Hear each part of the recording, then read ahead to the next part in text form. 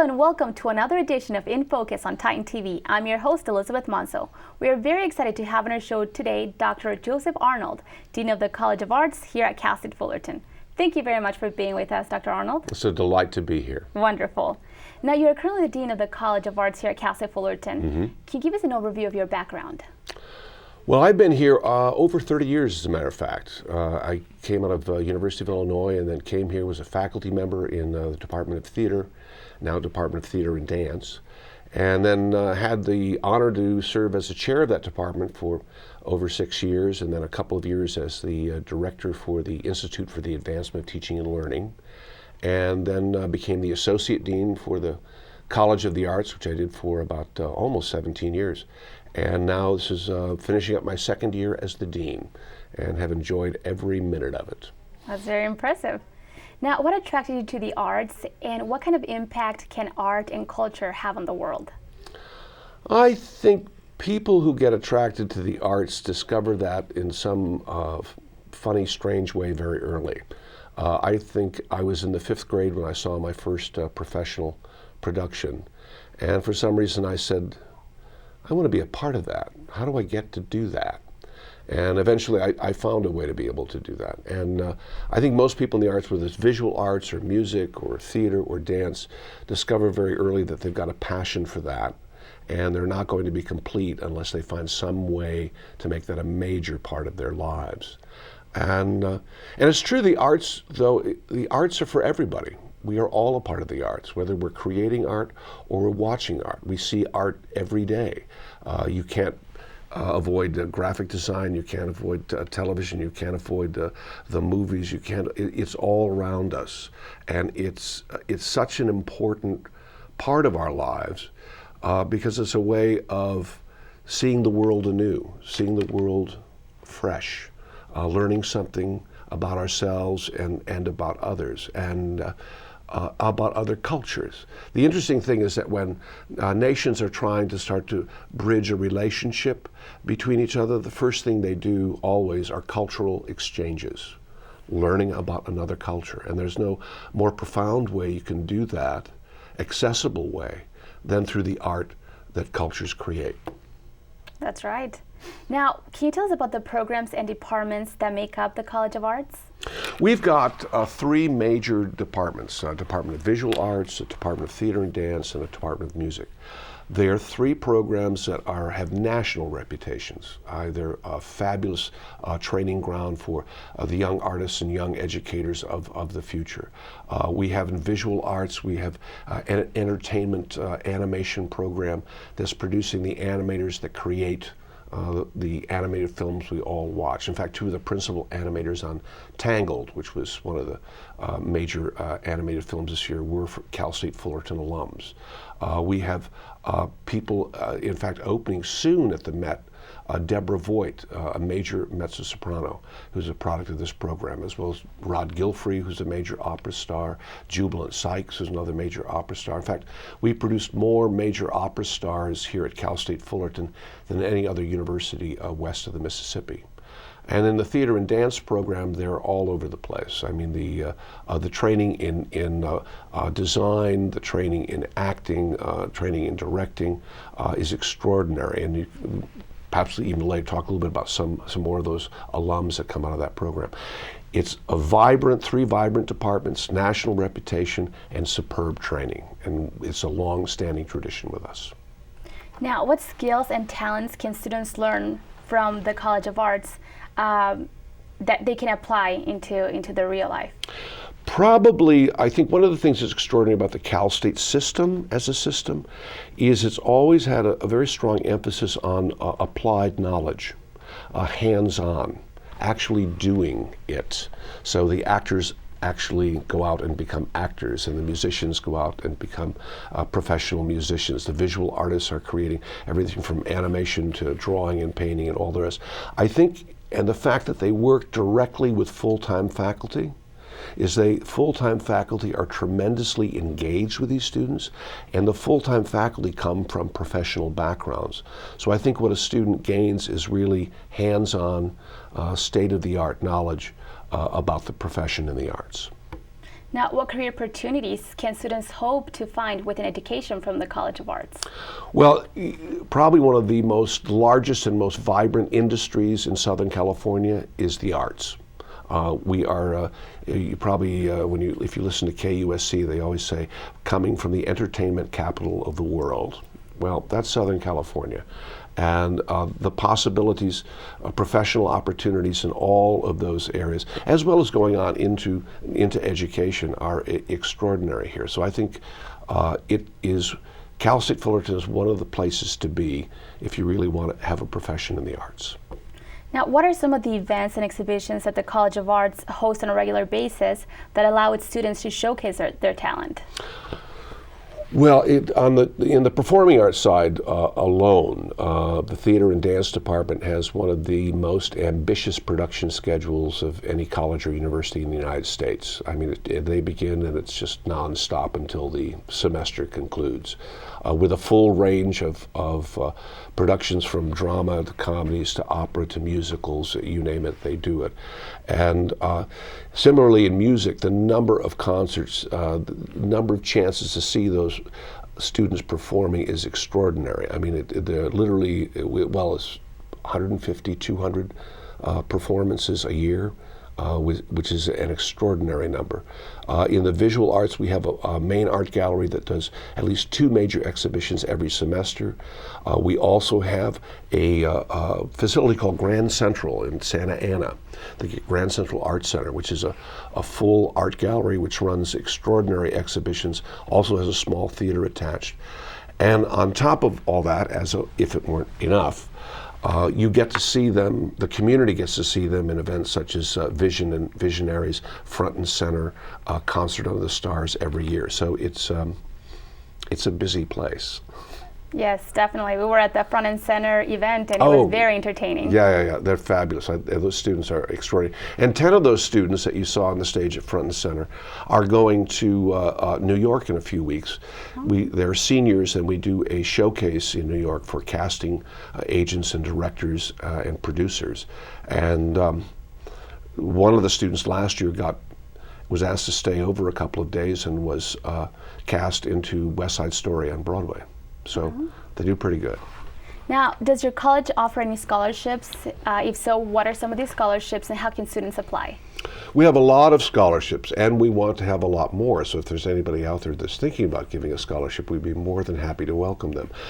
We have a certain number of incoming student scholarships, not a great number. Most of them are for continuing students. And they're usually just obviously to support the education. It's ever so more important now in what we're kind of going through. We have full range on the undergraduate level, and we also have scholarships on the graduate level. We have had a number of very generous supporters of our programs over the years who helped to make that happen. Does the College of Art maintain relationships with some of their alumni? If so, do they express their gratitude for the education and training they've received? Yes, they do, and we're fortunate with so much that we do in the arts is really kind of collaborative. You've got to be working with other people, so relationships get created and established very quickly, and that pays off after they graduate. Because I mean, they really have a sense of having belonged to a family, which is I think, so important. And they do. Each of the departments has a alumni event each year. They keep in contact. I was just talking with a couple of alums actually this morning, just to call them for no reason, just to say hi and hope that things are going well.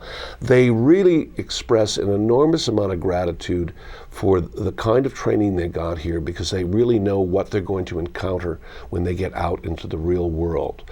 They've also developed a package of skills about being able to meet deadlines, to how do you collaborate, getting unified behind a particular kind of mission. I mean, if you're working on an animated feature, okay, everybody's got to get focused and has to do their job. There are a lot of interpersonal, just human skills that are gifts from having worked in this kind of a program, on top of the sheer, the craft of the art that you're going into. Now, there have been a number of notable alumni who studied here at the College of Arts and have gone on to have very successful careers. Can you talk briefly about some of these alumni, and can you share any fond memories you have of them?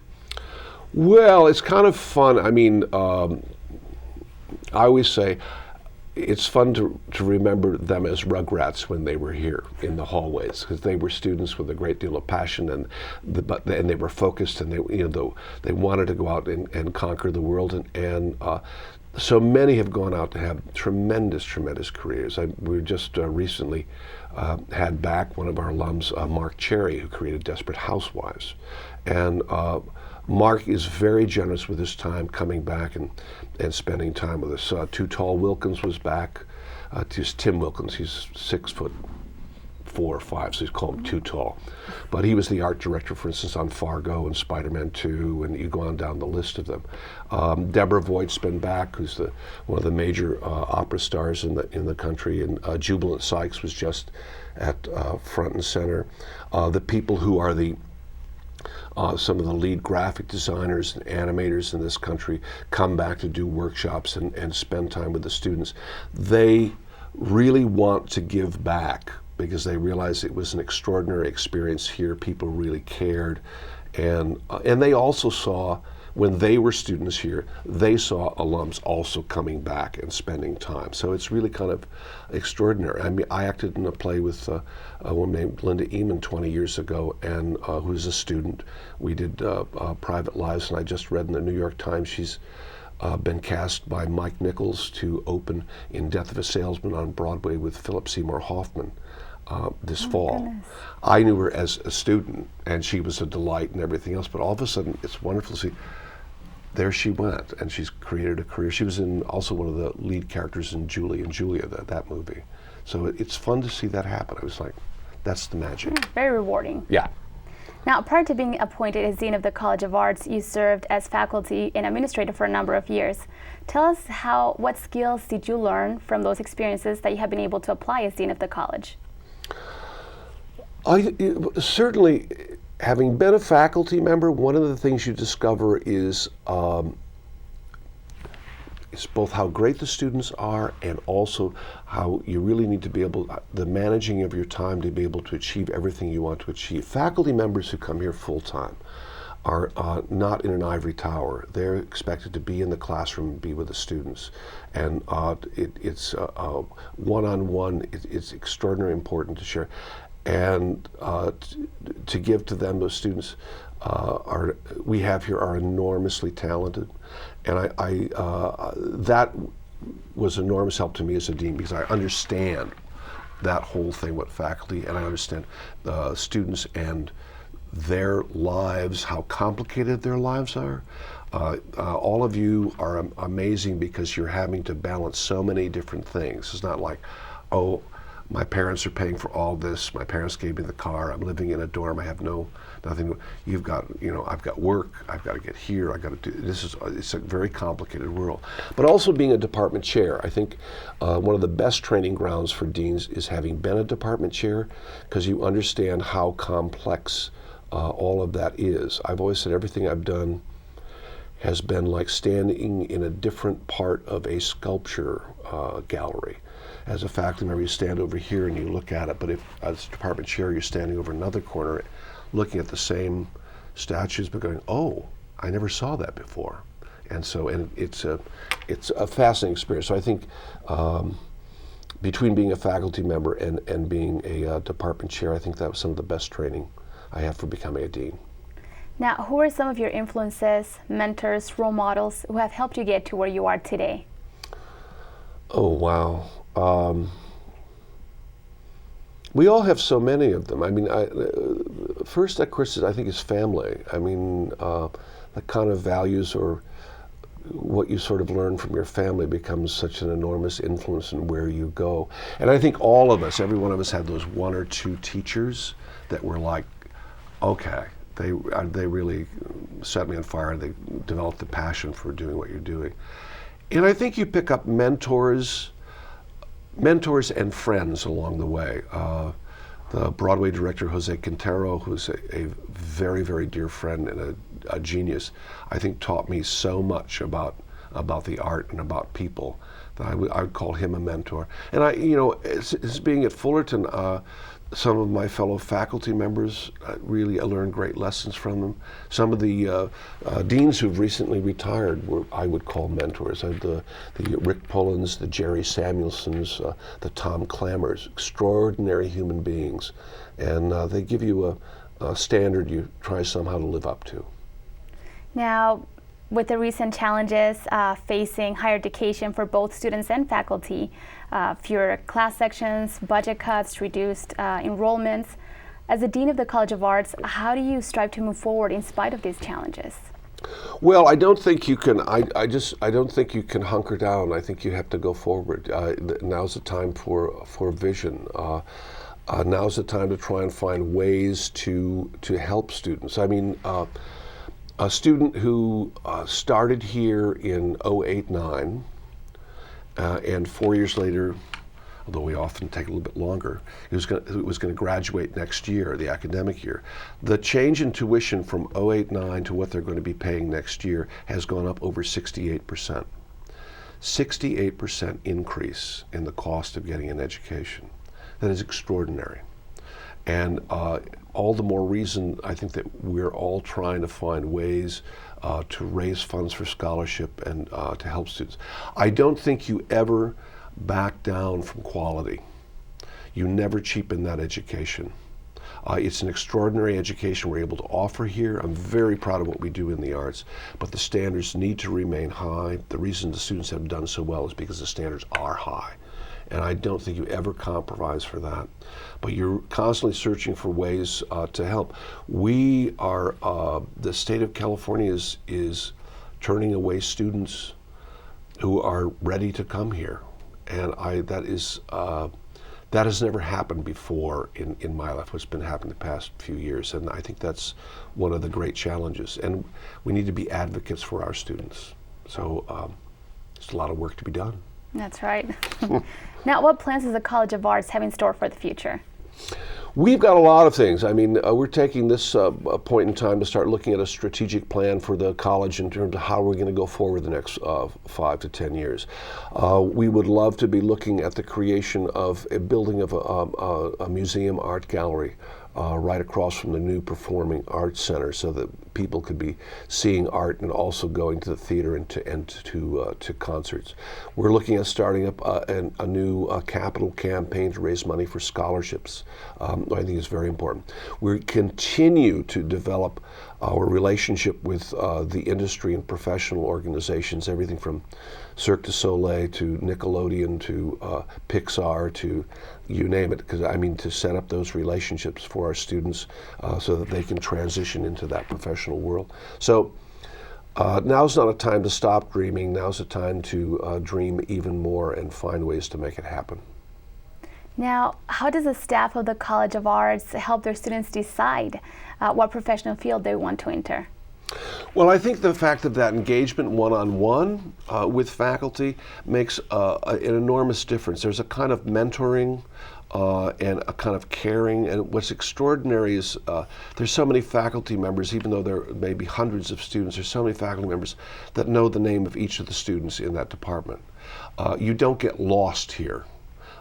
We want to be part of that whole educational experience. We want to help you. And plus the fact the background that people have here gives them a real kind of a good venue in terms of helping students access the professional world or whatever world that they want to.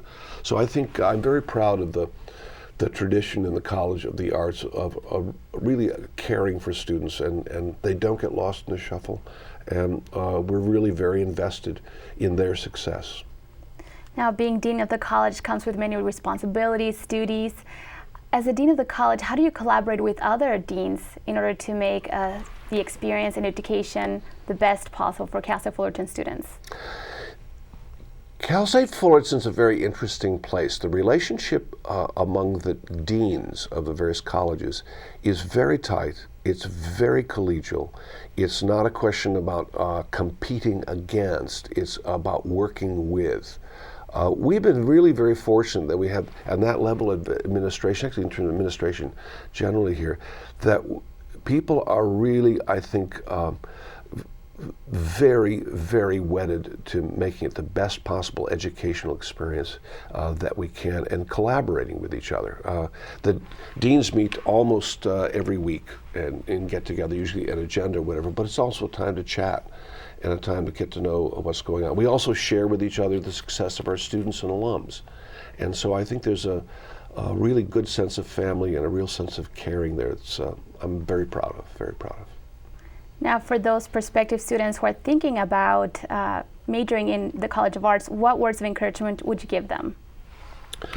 The arts are incredibly vibrant. The possibility is there. Yeah, it's tough economic times. We all know it's tough economic times, but this is not going to last. I would say that if you have a passion for the arts, trust it. I mean, if you've got a passion for the sciences, if you've got a passion, whatever, if you find your passion in life, everything else is going to take care of itself.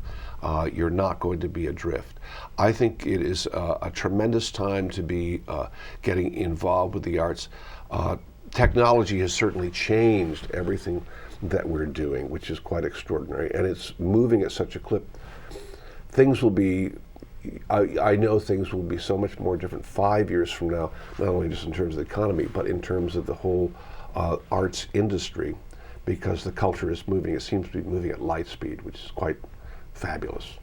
Now, what words of advice would you give to students about to graduate from the College of Arts and embark on a career? Well, I think you need to be savvy, and you need to be adaptable, and you need to be flexible. It's an interesting time. It's not a static period of time. I think your ability to embrace change, your ability to take opportunities as they come forward. You may not plan on something, but it may be that that is actually speaking to you in a way you need to go. I remember the lighting designer, Ray Thompson, on The Young and the Restless writer. He came out of here as an actor. He was going to be an actor. He started to forge a career.